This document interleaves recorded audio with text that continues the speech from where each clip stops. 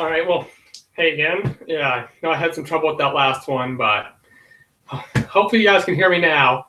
I can see the bar down there. It looks like I do have audio on this one. So, all right, this one ought to work out better. Apologize for that first one. Yeah, first podcast, so didn't really know what I was doing. I accidentally muted the mic. All right. All right, so let's start this again. I'm Mike Klein. I'm driving number 27 Slack Axiom car in the Ohio Valley region. So just here to talk racing, really. I know it says dirt podcast, but we're going to go over pretty much any oval racing. I just went with dirt because I know a lot of you guys want to hear dirt, and that's what we're mainly going to be focusing on. And, it's not because I don't like NASCAR. I love NASCAR. But dirt track racing just doesn't get the attention it deserves. So we're going to focus primarily on dirt with this one. But we will go over NASCAR NARCA in the car too. Sorry about that yelling. Don't know what he's doing. All right. First, let's talk about Pocono this week. We have ARCA tonight, Xfinity Series tomorrow, and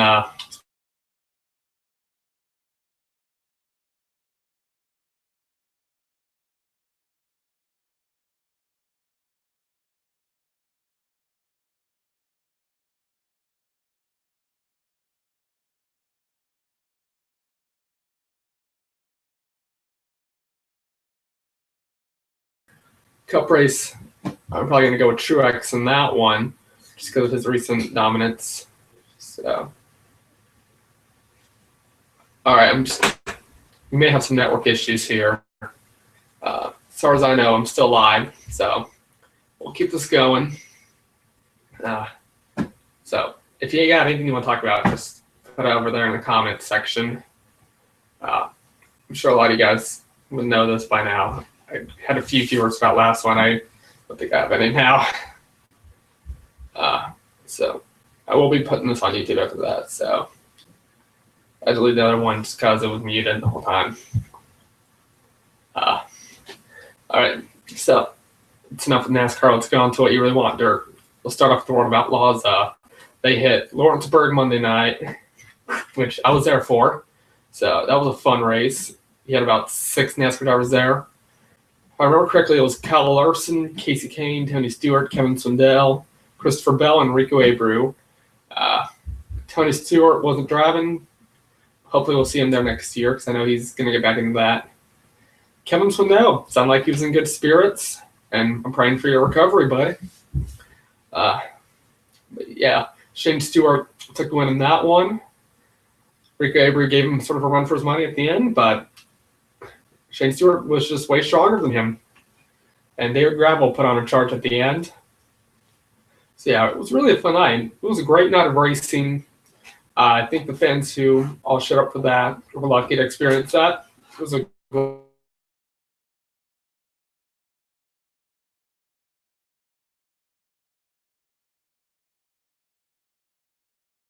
at one, Spencer Brayson,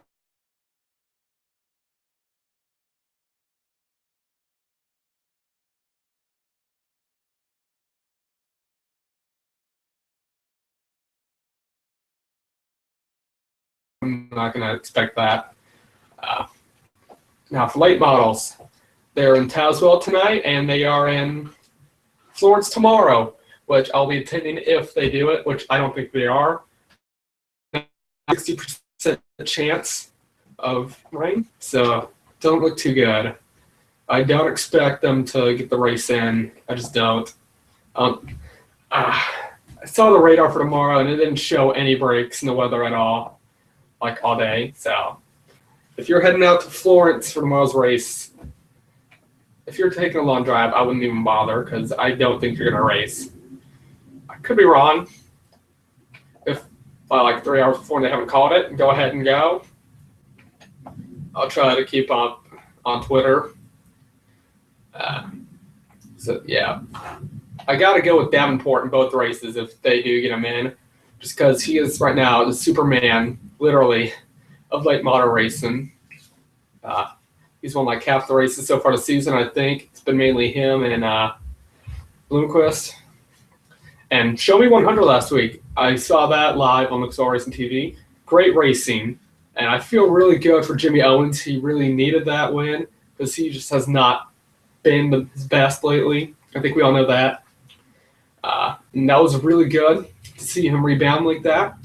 I'm glad to see Owens finally break through and win. And great show by Jared Landers in the second night. Watch that too. Great job holding off Scott Bloomquist. And, it's good to see him win because he doesn't win too often. It's really good to see that. Kind of wish they would combine more MLRA and Luxor races because without that, made for an exciting combination there. And just like there was no provisionals for that, really made it interesting. So I would really love to see that again. I'd love to see them get together, do some more of that. I think the Luxor series should branch out more because if you really stick to really just the Southeast and Midwest, and I would not mind that just because, I live there, but just people all over the country who enjoy, they should get the chance to go out and see them. If they did go out west or northeast, I think that'd be great for the series because you're increasing the fan base, fans because, they get to go see their favorite drivers. World of Outlaw late models does that. They were in Muller. I didn't go to just because money's kind of tight right now. Wanted to get just because, from what I heard, the race did not go so good. I heard the racing was pretty bad. I wasn't prepared for it at all. I think I heard they needed 2,000 to break even, and they made 800 fans. So they're about 15,000 in the hole right now, from what I heard. I don't expect the World of Outlaws to be back there next year because they aren't ready for a big event like that yet. Give them a few more years, maybe they will not. Of course, we all know next week is the Dream. It's going to be a fun race. The highest events.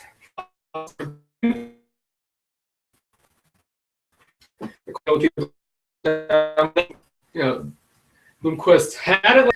He was 20.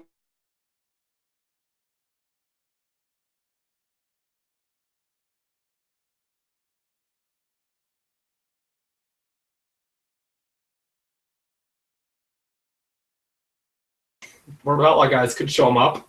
Josh Richards is doing good, so maybe him. And Bloomquist, again, he wouldn't be that far out. Something happens in Davenport, Bloomquist would definitely be probably the next pick.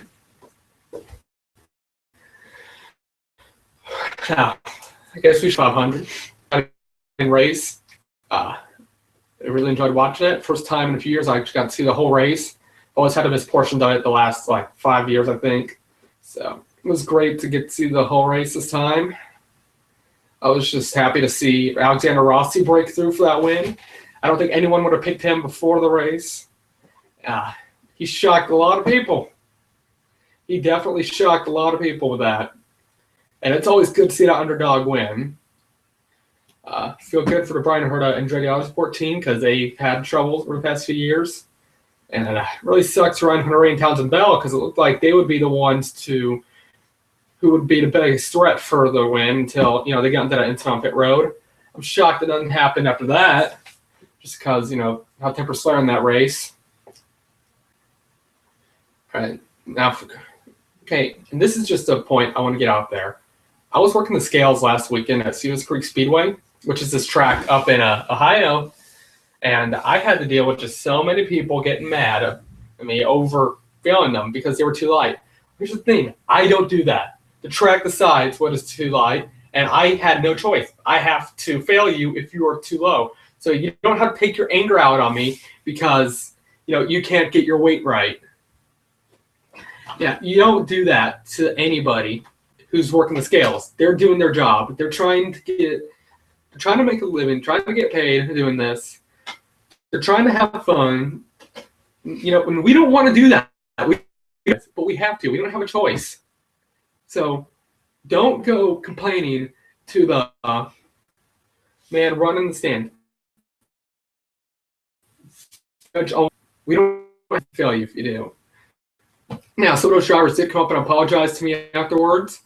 I really appreciate that. If you're going to do that, then at least go up and apologize afterwards after you've calmed down.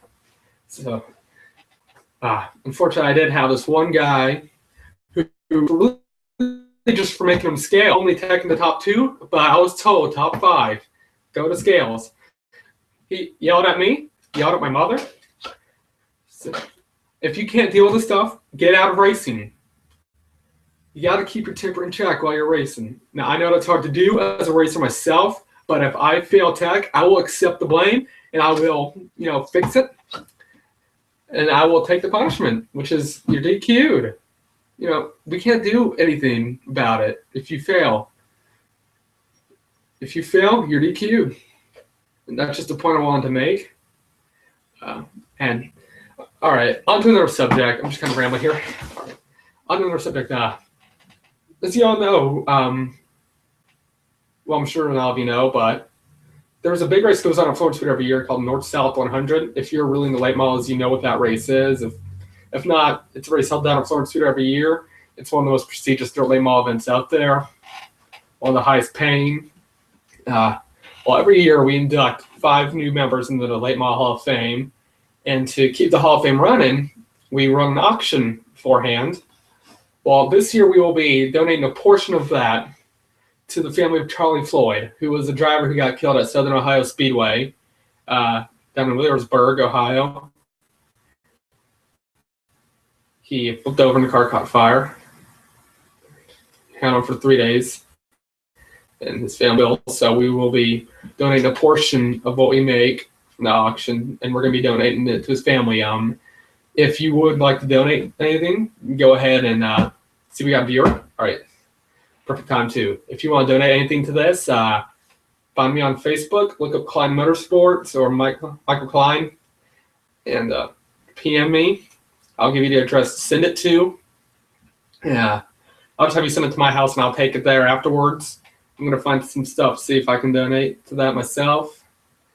I don't know if I have anything that's really worth, though, but I'll try. So you got to help out your fellow racers.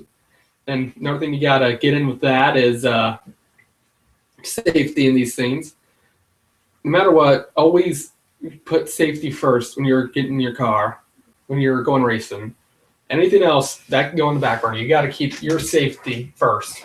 It's like anything else. Safety comes first. After his incident, a lot of drivers have been investing in fire suppression systems and better fire suits, better fire training. And unfortunately, I have seen some near disasters with that.